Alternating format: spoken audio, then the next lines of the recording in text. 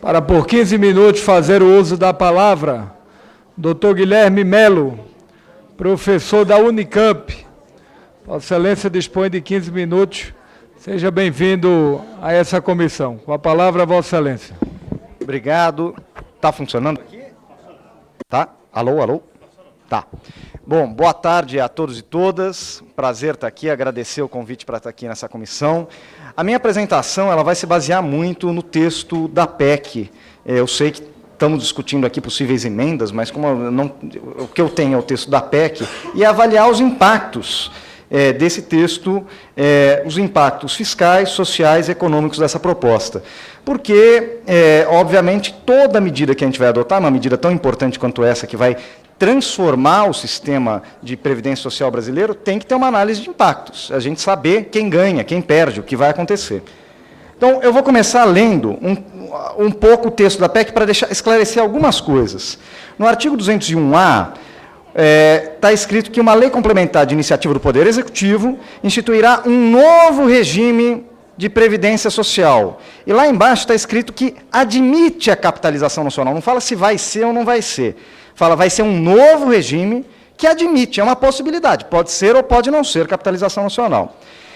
E aí a pergunta é, esse novo regime é um regime complementar, como alguns falaram aqui, ou que substitui o atual regime? Está muito claro no artigo 115.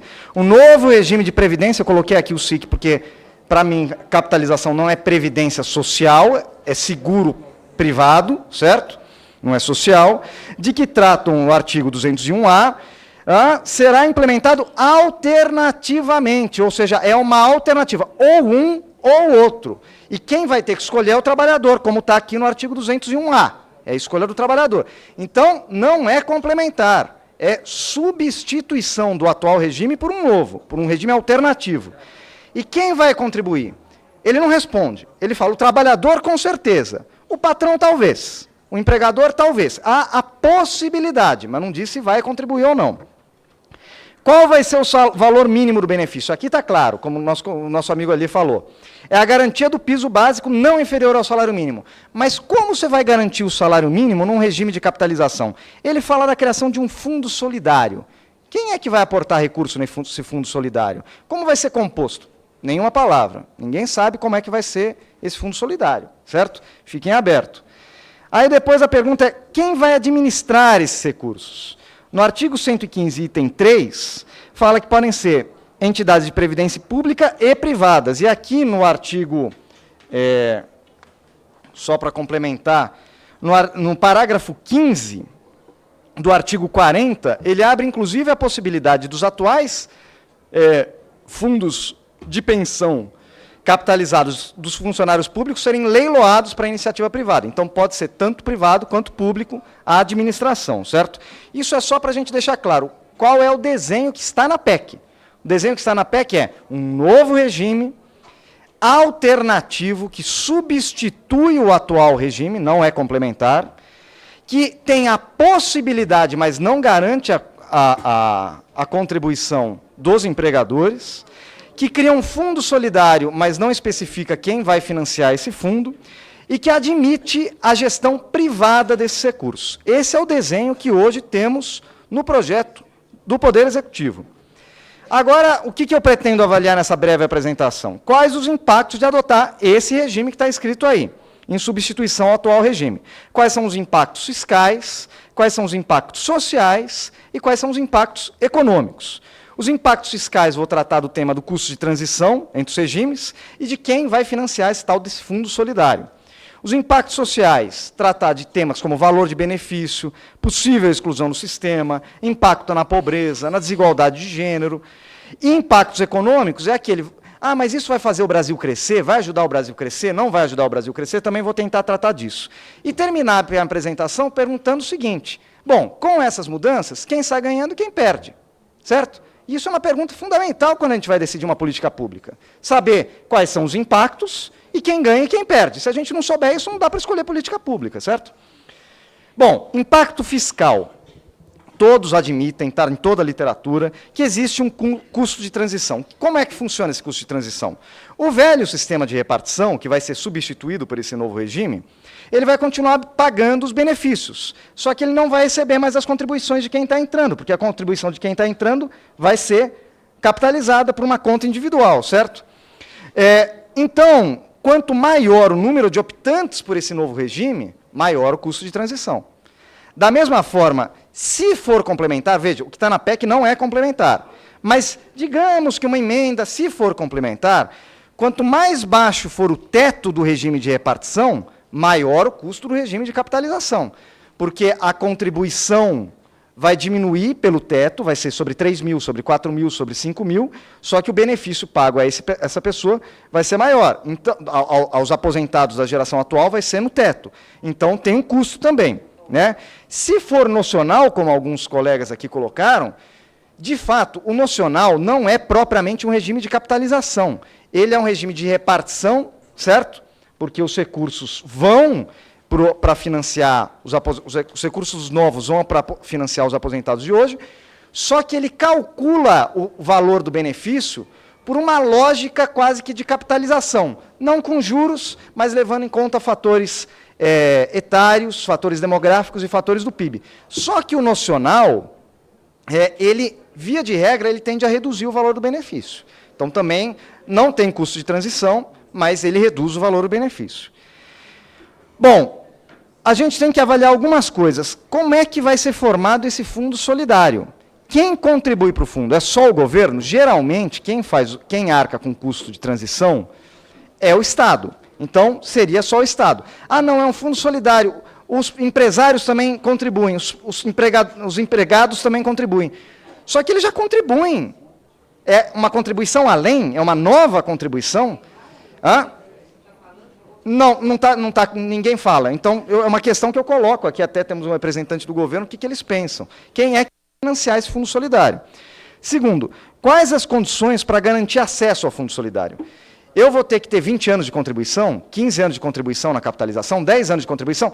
Se eu, por exemplo, contribuir por 10 anos, capitalizou o meu benefício, criar uma renda perpétua e vejo que o meu benefício é de R$200. O fundo solidário vai cobrir esses 800? Meu benefício é de R$100. O fundo solidário vai cobrir esses 900 que faltam? Quais são as condições para eu acessar esse fundo solidário? Também não tem nenhuma clareza a respeito disso. Não há nenhum cálculo, na verdade, apresentado sobre o preço, o custo da transição entre esses sistemas, certo? Qual é, eu já tive em debates com outras pessoas, o argumento é que isso vai depender do desenho do sistema. E é verdade, vai depender do desenho do sistema. A pergunta é, com base na experiência internacional e na literatura, a gente consegue ter uma aproximação, ter uma ideia de quanto vai custar isso? Consegue.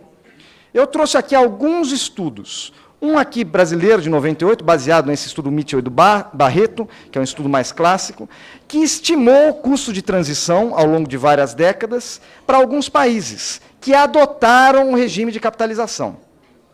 Bom, é um pouco caro. No Chile, esse custo está estimado em 100% do PIB, custo de transição para o regime de capitalização. Está tudo nesse texto, só buscar lá as informações. Na Colômbia, 86,5%. No México, 80%. No Brasil, que é o maior país e, portanto, tem um regime com mais contribuintes, se calculou em 161% do PIB o custo de transição. A OIT, que recentemente lançou um documento avaliando todos os regimes de capitalização, vários regimes de capitalização que foram feitos nas últimas décadas, e avaliou o custo. O que ela concluiu? Que o custo sempre foi superior ao estimado inicialmente. Então, a gente faz aqui cálculo, nós economistas, modelo, não sei o que lá, o custo depois é sempre muito maior do que a gente calculou inicialmente. Na Argentina, o Banco Mundial, que fez a primeira estimativa de custo, reestimou e calculou um custo 18 vezes maior do que o inicial. Eles tinham 18 vezes maior. 18 vezes maior. No caso da Bolívia, a reestimativa foi para 8 vezes maior. Então, eles calcularam um custo inicial e foi 8 vezes maior o custo de transição. Ou seja, mesmo que eu apresente aqui estimativas, eu provavelmente vou errar, porque fazer cálculo autorial, prevendo o crescimento da produtividade, do PIB, do emprego, não sei o quê, gente, é astrologia, não é ciência, entendeu? Então, Pois é, pois é. Pois é. Tem uns caras bons nisso. Talvez seja melhor perguntar para eles qual vai ser o custo do que para a gente, economista. Tem um. Mas o Fábio Jambiagi, que é um economista, certo, liberal, conhecido por trabalhar com esse sistema, fez uma análise do custo de transição para um regime de capitalização complementar. Não é o que está na PEC, hein? Mas se a gente adotar uma opção do complementar, se a gente reduzir o teto para 5 salários mínimos, hoje é quase 6 para 5, o custo é 45 bilhões em 8 anos. Se reduzir para 4, vai para 123,7 bilhões. E para 3, quase 200 bilhões de custo de transição. Isso complementar, não é o que está na PEC. O da PEC é muito mais caro. Um relatório do Ministério da Previdência do Temer, em 2017, fala que só a transição para um regime de capitalização puro, só no RPPS, só no regime de previdência dos funcionários públicos, pode alcançar o valor de 1,4 trilhão. Na época, eu me lembro de conversas com Eduardo Guardi, então ministro da Fazenda, que ele falava que o custo de transição para um regime de capitalização pode chegar a 5 trilhões de reais em 40 anos. E, bom, vai custar muito caro, não é? Vai.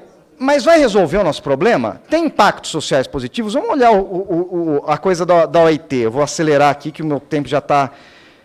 A OIT aponta, tem dois pequenos problemas. Reduz a cobertura. Essa ideia de que o regime de capitalização faz as pessoas pouparem mais é mentira. Na verdade, as pessoas contribuem menos, ou seja, poupam menos. Na Argentina, reduziu de 46 para 35 entre homens, 42 para 31 em mulheres. No Chile, de 64 para 61, ou seja, reduz. Menos gente contribui, menos gente vai ter direito a esse benefício. Na Hungria também, para pegar um caso europeu. Mas não só menos gente tem acesso ao benefício no regime de capitalização, como o valor dos benefícios é menor e sistematicamente fica abaixo do mínimo que a OIT estabelece de 40% de reposição do salário da ativa. Na Bolívia é só 20%. Na Hungria, fica 12,5% abaixo do valor antes da reforma. No Chile, é isso que eu fiquei impressionado, e esse CPP aqui é um estudo da comissão que assessorou a presidência do Chile e fez um relatório sobre a previdência do Chile. 79% das pensões são menores que o salário mínimo e 44% abaixo da linha da pobreza. A taxa de reposição para trabalhadores mais pobres é de 3,8% do salário da ativa. É quase nada. E, para piorar, aumenta a desigualdade de gênero, porque a mulher é a que fica mais abaixo da linha da pobreza, né? E os impactos econômicos? Vai promover crescimento? Essa é uma grande questão. Quais são os argumentos de quem defende que, olha, tudo bem, é caro e socialmente ruim, mas pelo menos o país vai voltar a crescer? Quais são os argumentos? Que vai promover uma retomada da confiança, isso vai melhorar as condições financeiras, reduzir juros, e com a confiança maior vai voltar o crescimento. É o que o Paul Krugman, Prêmio Nobel de Economia, chama a fada da confiança. Qual o problema? O problema é que o regime de capitalização piora a situação fiscal. Então ele tende a deteriorar a confiança e não melhorar a confiança, porque ele tem um custo fiscal elevado que pode, inclusive, comer toda a economia que os senhores estariam aprovando no regime de repartição, e ainda faltar, certo? Então ele piora. E mesmo que ele melhorasse a confiança, a literatura internacional já tem apontado que choques de austeridade, redução de pagamento de benefício ou de gastos públicos, na verdade, reduzem a confiança na economia em vez de aumentar a confiança na economia. Cito aqui o trabalho do Fortuna. E mesmo que o impacto seja positivo, o Alesina, que é o economista mais famoso por falar da contração fiscal expansionista, no novo livro dele ele falou, olha, não é bem assim, depende do caso, é muito raro que isso aconteça, o impacto é limitado. Então, esse caminho não me parece ser o caminho. O segundo argumento é que a criação dos fundos previdenciários capitalizados geraria um estoque de poupança para se investir no mercado financeiro, em infraestrutura, em investimento de longo prazo. O problema, e eu trago aqui reportagem do Valor Invest, que mostra que os fundos de previdência privado brasileiro aplicam quase todo o seu recurso em renda fixa, em título do governo. Ele não financia a infraestrutura, desenvolvimento, ele não financia nada disso. E quando vai financiar alguma outra coisa, ele compra coisa fora do Brasil. Compra títulos no exterior. Então, por que isso aqui financia particularmente o investimento no Brasil? Aí, a terceira E aí a crítica, o que eu acho que é mais importante. A capitalização, como eu demonstrei, pagar benefícios menores e reduzir a cobertura previdenciária, ela pode ter um impacto negativo no crescimento. Porque se eu acho que no futuro eu vou ter uma aposentadoria menor ou nem vou ter aposentadoria, eu deixo de consumir hoje.